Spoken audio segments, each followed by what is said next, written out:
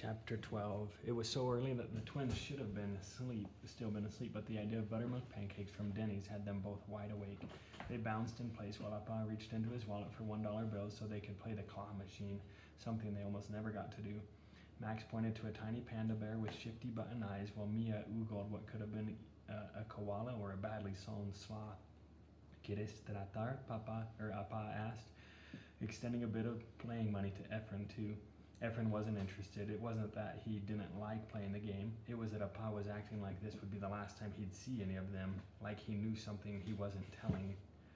After topping off the twins with plenty of dessert, Appa dropped them off with Adela, the tiny lunch lady whose duplex apartment doubled as the school's unofficial daycare. She wasn't cheap, but she was kind and easygoing and always wore a smile.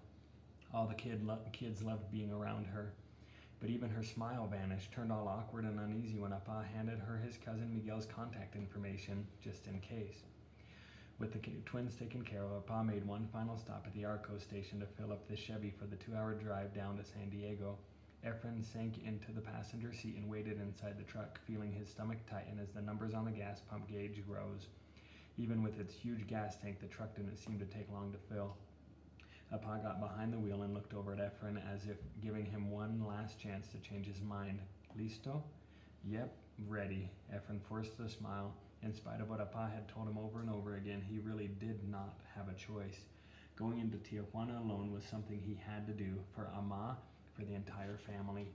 This was the only plan they had. He needed to be brave. For the next hour or so, Efren rested his head against the passenger window, catching the occasional sight of the blue waters of the Pacific. His eyes followed the white silhouettes of ships out on the ocean, as well as the foamy trail that followed them like tiny snails. Efren marveled at the thought that there were people out there today, possibly entire families, enjoying the beautiful day.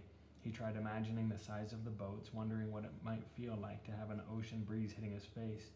The slowing of traffic caught Efren's attention. Appa, is that a toll? No, mijo, that's the San Clemente checkpoint. Don't worry, it's closed right now. The Border Patrol opens it randomly to catch people coming up from the border. But Efren shifted uncomfortably. What if it opens as we come back? Appa patted Efren's shoulder. We slow down and let them wave us through. We'll be fine. Promise. Efren's stomach churned, but all he could do was lean on the door and let his face rest against the sun-warmed window that reminded him of hot chocolate, fresh estrellita soup, and the piojito scalp massages from Ama. Efren could almost feel himself cuddling by her side, feeling her gentle fingers running through his hair, along with her firm but soothing nails sweeping along his scalp. We're getting close, mijo. Efren shut his eyes but stayed awake.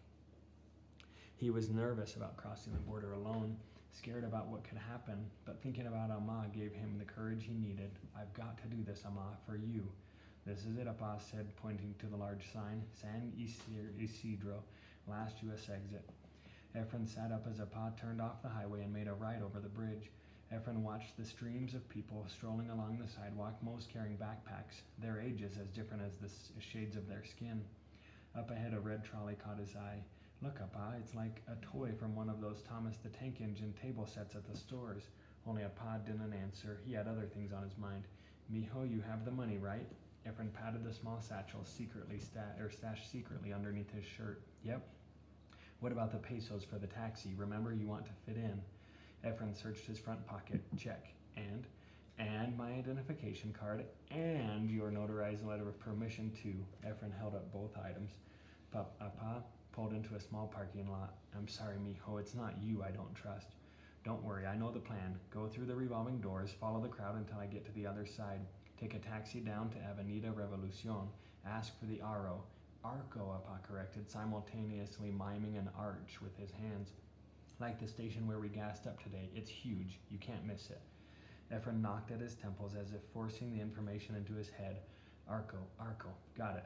Ama will be waiting next to it at the Taco Loco. Appa nodded before stepping out of the truck and leading Efren to a ramp heading toward the Mexican entrance. Hasta aquí llego. I can't get any closer. Efren nodded, knowing that Appa had gone as far as he could. I got this, Appa. Of course you do. Just remember, act like you belong. And don't worry, I will be here when you get back. Efren walked up to a long concrete corridor decorated by curved metal blades overhead. He blessed himself, took a deep breath, and followed closely behind a middle-aged couple with 3 young boys pretending to be their fourth. He went through the revolving doors, and before he could really figure out what had happened, he found himself at the other side, just like that. Efren searched his pockets, clenched the taxi money in a tight fist, and made his way down the cement walkway full of street vendors, a few as young as Max and Mia. No matter how much it hurt to see, Efren knew he couldn't get distracted with other people's problems. He needed to stay focused. Ama is waiting. Thinking of her helped him quicken his step. Taxi, el más barato, a man called to him. Efren looked up. He was heading toward a row of taxi drivers, all in street clothes, each vying for his business. Great. All his life he'd been told to never get into a car with a stranger. Now not only was he doing exactly that, he was doing so in a foreign world he didn't know. Efren surveyed the men, pausing at the oldest gentleman with the receding hairline. He was just about to approach him when the man took a puff from his cigarette. No thanks. Efren hated that ashy smell. Suddenly a voice cried out, "Yo, little man, you need a lift?" While the voice itself wasn't familiar, the way the man spoke was. It reminded Efren of Rafa back in the neighborhood. He turned to the man, still keeping a safe distance. He wore distressed baggy blue jeans and a beige t-shirt that showed off his thick arms. He had a detailed tattoo of a baby girl that curled around his neck and a weathered face that somehow reminded Efren of Apa. "You speak English really well," Efren told the guy. "Yeah, after 28 years in the U.S., I'd better." He looked around a bit. "Little man, you alone?" Not sure of what he should say, Efren stayed quiet. "Man, this ain't no place for a kid like you. Name's Eduardo. People call me Lalo. Come on, I'll take you wherever you need to go." Efren hesitated at first, but knew he didn't have much choice. "Can you take me to the Arco on Revolucion Avenue?" Lalo went all bug-eyed. "Downtown? You serious?" "It's all right, I can handle myself." "Nah, man," Lalo said, "I ain't dropping off a kid there." "You have to." Efren didn't see any choice but to admit. "I'm meeting my ama there. She got deported." The guy gave Efren a quick look over. "Ouch," he nodded. "That changes things." "All right, little man, you got it." Efren followed him to his car and got into the back seat. Only there was no seatbelt to be found, and it made him a little uncomfortable. "So," Efren said nervously, "you said you lived in the U.S. What are you doing here?" Lalo laughed out loud, really loud. "It's not by choice, that's for sure. I got myself deported. That's pretty much all there is to it." Efren looked around at the stains and tears on the upholstery. "Why don't you find a coyote to get you back across?" Again he laughed. "Little man, you don't just go back. It ain't that easy." Efren studied the side of Lalo's neck tattoo. "Is that your daughter here with you?" Efren could see the man crinkle his forehead through the rearview mirror. "Little man, you sure ask a lot of questions. And how you know I have me a little girl?" "Your tattoo," Efren said, pointing. Lalo laughed. "Look, little man, I do what I can for her. She knows I love her. If I didn't, I'd have my lady bring her over here so I could be with her." "What do you mean?" "It's simple. I love my girl, want what's best for her. Look around. Do you really think this is the place to raise her? Nah, she's way better off in the U.S. There she can make something of herself, be someone, not like her old man." Efren went quiet and thought about what he'd said. "I don't get what makes Tijuana so bad." Lalo finally offered a genuine smile. "This place is limbo, man. A place not quite Mexico, not quite the U.S. La tierra de los olvidados. The land of the forgotten. You don't get a name like that for nothing." Efren tried to distract himself by reading every billboard he passed. Beer, clubs, women, that's mostly all he saw advertised. But he simply couldn't get what Lalo had said out of his head. What if he was right? What if crossing over wasn't really an option? If Lalo couldn't find a way to be with his own little girl, then what chance did...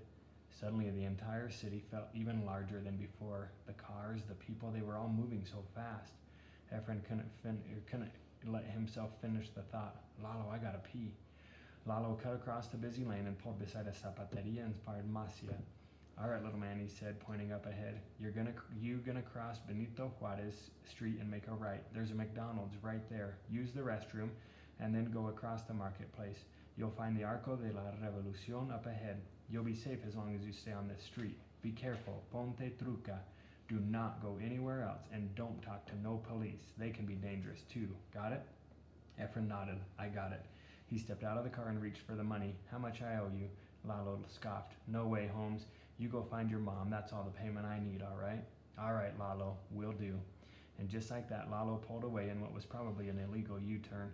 Efren walked past an empty shoe polish stand and smiled as he set eyes on the 2 golden arches overlooking the entire street. McDonald's? Suddenly, this place didn't feel as scary anymore. Maybe Apa was wrong. Maybe it wasn't as bad as he'd thought. Efren patted his shirt, feeling for the hidden satchel underneath, and maybe finding a Ma was going to be a lot easier than he'd thought, too.